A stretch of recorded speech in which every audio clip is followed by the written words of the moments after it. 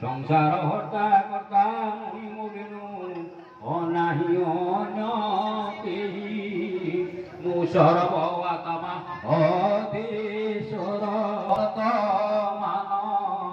মোর ভক্তিরে অশুদ্ধ মন দেশ জন জଳ জନ୍ତୁଙ୍କର ଜଳେନ ନାଶ ହୋଇ ଶରୀର ଧ୍ୱଜତାମର ଛତ୍ରମାନ ଶ୍ରୀବତ୍ସ ଚକ୍ରାଦି ଭୂଷଣ ଏଣେ ଭୂଷିତ ଧରିତେ ହିସିତ ଏ ମତେ ଧାରଣା ଦିଆନି ଷାଠେ କରନ୍ତି ଯୋଗୀ ଜନେ ଏ ଅଜାଦଶ ସେତେ ଯେତେ କିଛି ଯୋଗେ ବିଘ୍ନ ଆଚରନ୍ତି ବିଘେ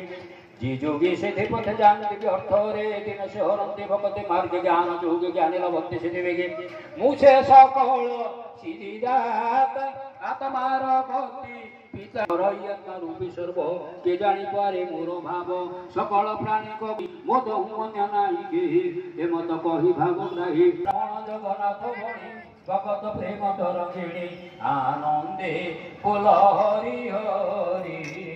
हरि करिबे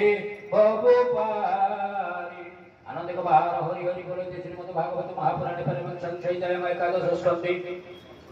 भगवत उद्भव संवाद अष्टादश तिथि वर्णन नाम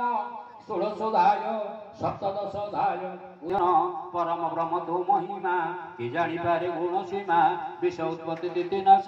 तुहर चरण प्रकाश सकल भूति तोर स्थिति तुरत त्रिभुवनपति भक्ति करी तु चरणे भजन्ति भक्ति हनुमाने से कथा कह भगवान संशय कर बुझदन मो आत्मा सर्वभूति पुरी बसु गोपत रूप धरी सकल देखु तु नयने तुते न देखि केहि जणे तुहर मायारे जगत ज्ञान निद्रा रे मोहित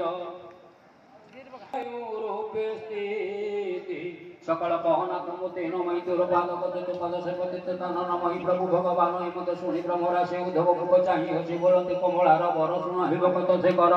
श्री भगवान बाच गुरु पांडव महाघन जे काळे होइला समर उभय दल मध्य नेहि तापिले न देखो समूहि अर्जुन बध वर्ग देखे बसिला भ्रमर उपकी मु ताकू अनेक बुझाई ओ बहुत उपदेश देई याने मोहिनी तार मन मोते पचारिला अर्जुन तिनि भुवने मो बुद्धि जहि जे मंद रूपे